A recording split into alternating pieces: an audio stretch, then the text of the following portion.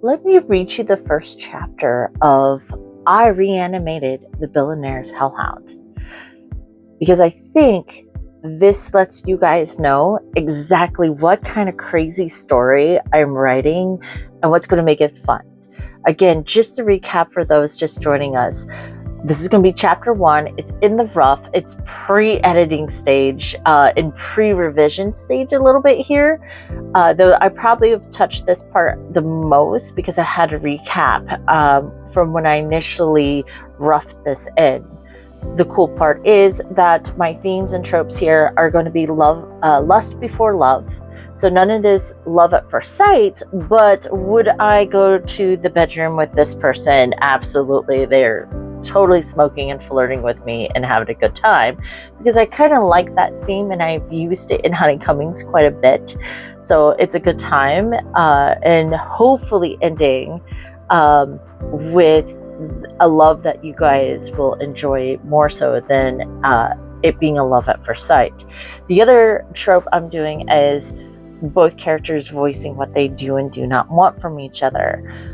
And a lot of times in things that they're going to both be very dominant personalities, which isn't normally seen in a romance per se. There's usually a dominant and sub kind of character design, but I want both to be dominant, at least for this story. I don't know how the rest of the series and the rest of the standalones in this chain will be like, but in short, I want them to get on each other's nerves or try to overpower one another in some interesting ways. So without further ado, as I put on my glasses so I can see the screen, I'm going to read you guys the first chapter.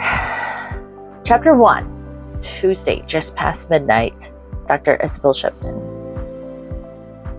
Dr. Isabel Shipton cleaned her glasses before trying once more to glare at the X-ray with the distinct white glow of a spinal cord, ribs, and what appeared to be an X shape of a crucifix? Her brown eyes were wide with wonder and her brow furrowed.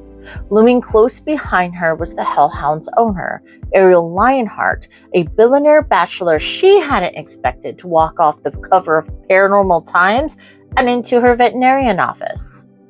In fact, her thoughts kept scattering more with each passing minute in the room with him, especially as she caught a whiff of the expensive cologne.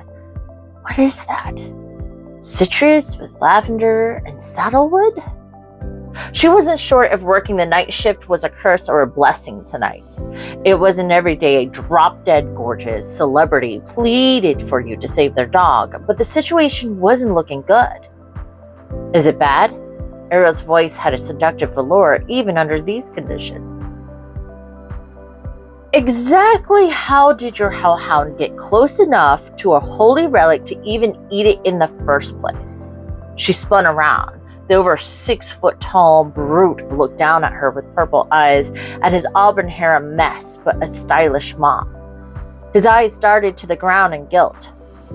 I mean, a holy relic should have repelled him from entering the same room.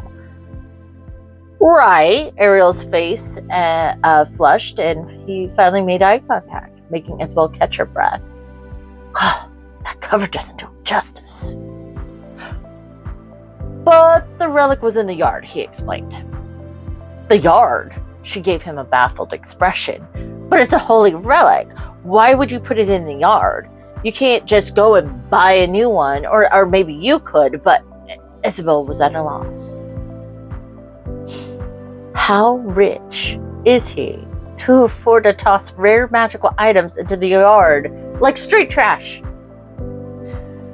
Ariel shrugged. It was probably the fight with my ex-girlfriend and brother. Wasn't he dated Artemis, as in the goddess Artemis? Dr. Isabel took in a deep inhale, aiming to pry further, or better yet, scold him for the recklessness, but the door opened. She snapped her jaw close, thankful for the intrusion.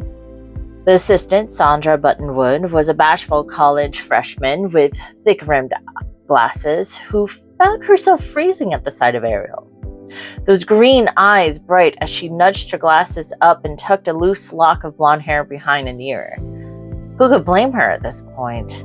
Ariel Lionheart was the Bachelor of the Year, a top 10 business tycoon on the Forbes list, and for 3 years running now. And let's not forget his recent movie release and that chart-topping romance. Everyone is obsessed with sharing snippets of that shower scene. Sandra's cheeks reddened and Isabel cleared her throat, giving her a smug look of recognition that said, "I know, he's gorgeous, but keep it together, Sandra." Shaking her head, Sandra recalled what she had interrupted for. "The Hellhound is ready for surgery, Dr. Shipton." With a sigh, she turned to Ariel, bracing herself for what she knew was inevitable. Being in the same room as a relic can make a Hellhound horribly ill, Mr. Lionheart. Yours just ate one. I can't make any promises on whether or not he's going to make it. A frown deepened on his face, the expression pitiful. "I know, just do what you can." "As you wish." With that, Dr. Shipton spun on her heel. Washing her hands, she prepped herself for the operating room. Mask, gloves, apron, and hair covered her in place. She pushed into the brightly lit room. A Hellhound was ugly as sin. They reeked of sulfur and rotting flesh, though they had no rot, so to speak. Hairless and red glowing lines made them look like a Doberman Pinscher on steroids with a severe case of mange, giving them a scaly look at times. Despite that, it looked miserable on the steel table with the oxygen tube and IV hooked up to him. Her eye caught the collar on the counter. His name, Makula. His breathing agitated, his body fighting the relic's holy magic, which aimed to repel everything that made him a creature designed to live in hell. No time to waste, Izzy. With a stroke of her scalpel, she had gained access to his stomach, and in a matter of minutes had the relic on a platter for an assistant to move to the far end of the building and out the back door. They couldn't chance the Hellhound being exposed to any more holy magic at this stage. With precision skill and a flick of her wrist, she began sewing the beast to close. Halfway down the incision, she paused as alarms began to go off. "His heart rate just shot up," announced Sandra. "That's normal for them, but what's his temperature? That's the deal breaker with them." Isabel placed a hand on the Hellhound's neck and said, "He's getting too cold." It just dipped below 100, grabbing the heating pads. Sandra was studying for supernatural veterinarian science and still not well versed in all the quirks of the supernatural pet world. "I'll get these going. You keep stitching." Right. Isabel went back to closing the incision. The bells and whistles silent in the wake of her focus. "By the gods, if we kill Ariel Lionheart's Hellhound," Sandra's voice squeaked as she started the thermometer at once more. Isabel lifted an eyebrow. "The dog ate a holy relic. It's not like we force-fed it to him." "But it's Ariel Lionheart, the one that dumped Artemis," the thermometer beeped. "Still sitting at 100, Izzy." Tying off the stitches, she tucked the heating pad over it. "Keep trying to get his temp back to 120 or more. If we can't, we're going to lose him. It's hard enough to heal a Hellhound that's sick from holy magic exposure, but eating a holy object?"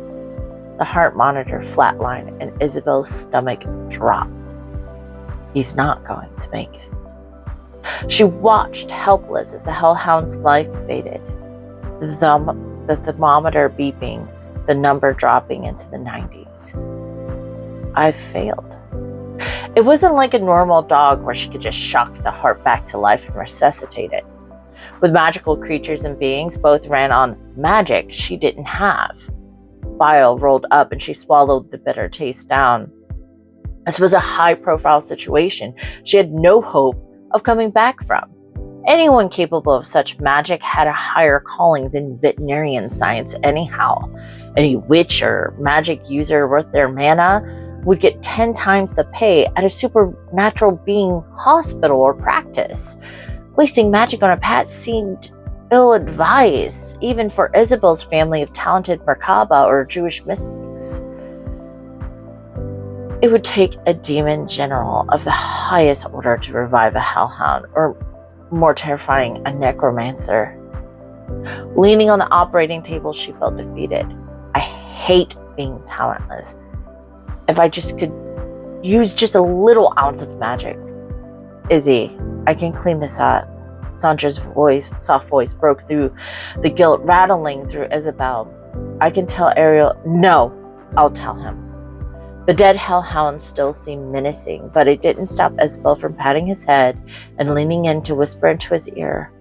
I'm sorry, I couldn't save you, Magula. Turning to Sandra, she relented.